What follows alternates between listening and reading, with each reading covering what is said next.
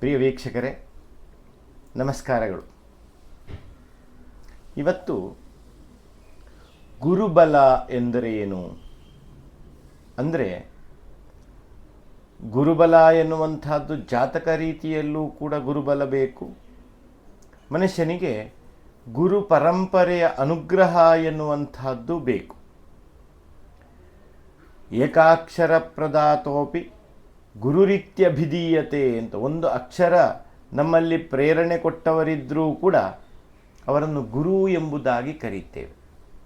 ಹಾಗಿರುವಾಗ ವಿದ್ಯೆ ಕೊಟ್ಟ ಗುರು, ಅನ್ನ ಕೊಟ್ಟ ಗುರು, ಆಶ್ರಯ ಕೊಟ್ಟ ಗುರು, ಪರಂಪರೆಯ ಗುರು, ಈ ರೀತಿಯಾಗಿ ಬೇರೆ ಬೇರೆ ಗುರುಸ್ಥಾನಗಳನ್ನು ನಾವು ಹೇಳುತ್ತೇವೆ. ಜ್ಯೋತಿಷಶಾಸ್ತ್ರ ನಾವು ನೋಡಿದಾಗುವಾಗ ಜನ್ಮ ಲಗ್ನಾತ್ 3, 6, 8, 12ನೇ ರಾಶಿಯಲ್ಲಿದ್ದಾಗ ಗುರುಬಲ ಇಲ್ಲ ಎಂಬುದಾಗಿ ಹೇಳುತ್ತಾರೆ.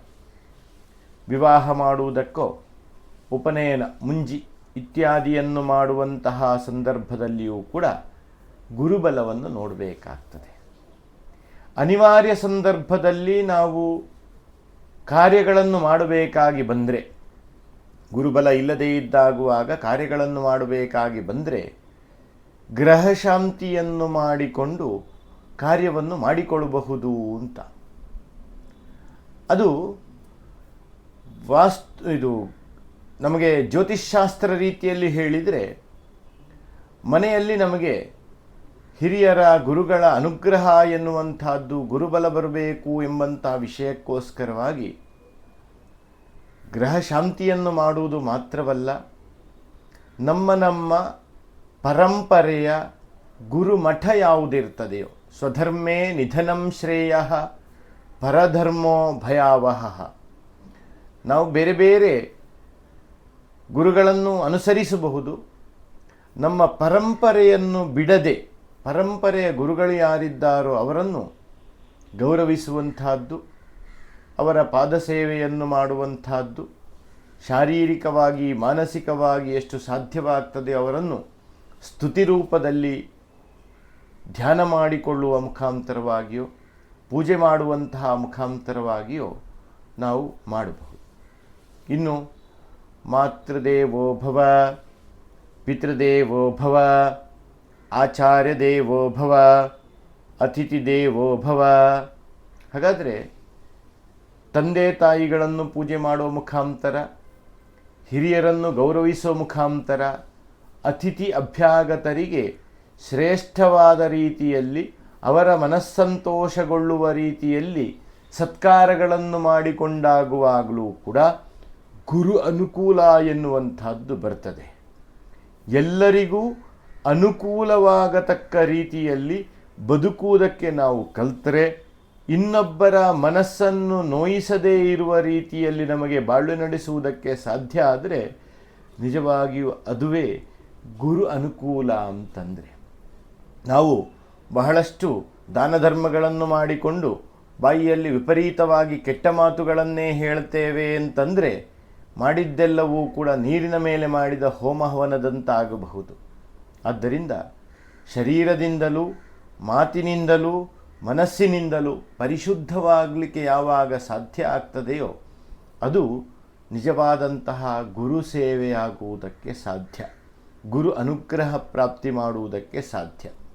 ಅದಲ್ಲದೆ ನಾನು ಗುರುಗಳಿಗೆ ಸಮೀಪದ ವ್ಯಕ್ತಿ, ನಾನು ಹೇಳಿದಂತೆ ಗುರುಗಳು ಕೇಳ್ತಾರೆ, ಗುರುಗಳಿಗೆ ನಾನಂದರೆ ಇಷ್ಟ ಅಂತ ಮನಸ್ಸಿನಲ್ಲಿಯೋ ಬೇರೆಯವರಿಗೋ ವಿಚಾರವನ್ನು ಹೇಳ್ತಾ ಸುತ್ತಾಡುವುದರಿಂದ ಗುರು ಅನುಗ್ರಹ ನಮಗೆ ದೊರಕುವುದಕ್ಕೆ ಸಾಧ್ಯವಿಲ್ಲ. ವಾಸ್ತವವಾಗಿ ನಾವು ಗುರು ಅನುಗ್ರಹಕ್ಕೆ ಬೇಕಾಗಿ ಕಾಯ ವಾಚ ಮನಸ ಪ್ರಯತ್ನವನ್ನು ಮಾಡಬೇಕು ಎಂಬಂತಹ ವಿಚಾರ ಗಮನಿಸಬೇಕಾದದ್ದು.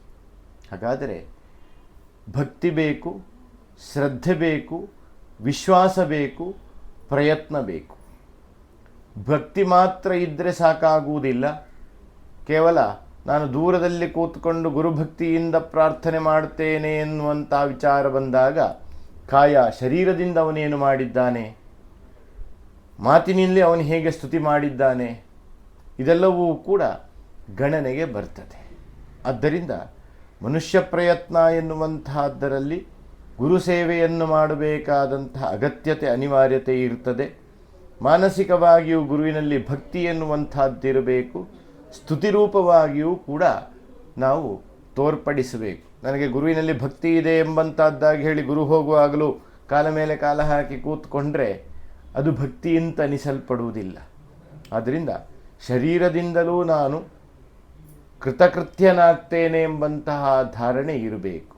ಅವರ ಬಗ್ಗೆ ಗೌರವ ಎನ್ನುವಂತಹದ್ದಿದ್ರೂ ಸಾಲದು, ಅಲ್ಲಿ ಭಯ ಎನ್ನುವಂತಹದ್ದು ಭಯದ ಭಕ್ತಿ ಇರಬೇಕು. ಆ ಪ್ರಕಾರವಾಗಿದ್ದಾಗ ಅದೆಲ್ಲವೂ ಕೂಡ ಸಾರ್ಥಕವಾಗುವುದಕ್ಕೆ ಸಾಧ್ಯ. ಅದು ಇಲ್ಲದೇ ಇರುವುದರಿಂದ ಗುರು ವಂಶಗಳಿಗೆ ಅಂದರೆ ನಮ್ಮ ಪರಂಪರೆಗೆ ದೋಷರಹಿತವಾಗಿ ಅನುಗ್ರಹ ಮಾಡುವುದಕ್ಕೆ ಸಾಧ್ಯ. ನಾವು ಹೇಳುವುದಕ್ಕುಂಟು, ಇದೆಲ್ಲ ನಮ್ಮ ಪೂರ್ವಿಕರದ್ದು, ಪೂರ್ವಜನ್ಮದ ಪುಣ್ಯ, ಪೂರ್ವಿಕರ ಪುಣ್ಯ ಅಂತ. ಆ ರೀತಿಯಲ್ಲಿ ಒಳ್ಳೆಯದು ನಮ್ಮ ಪರಂಪರೆಗೂ ಕೆಟ್ಟದು ನಮ್ಮ ಪರಂಪರೆಗೂ ಬರ್ತದೆ. ಆದ್ದರಿಂದ ಒಳ್ಳೆಯದು ವೃದ್ಧಿಯಾಗುವುದಕ್ಕೆ ಕಾಯ ವಾಚ ಮನಸ ಗುರು ಸೇವೆಯನ್ನು ಮಾಡಿ ಪ್ರಯತ್ನಿಸಬೇಕು ಎಂಬಂತಹ ವಿಚಾರವನ್ನು ತಿಳಿಸ್ತಾ ಇದ್ದೇನೆ. ಎಲ್ರಿಗೂ ಒಳ್ಳೆಯದಾಗಲಿ.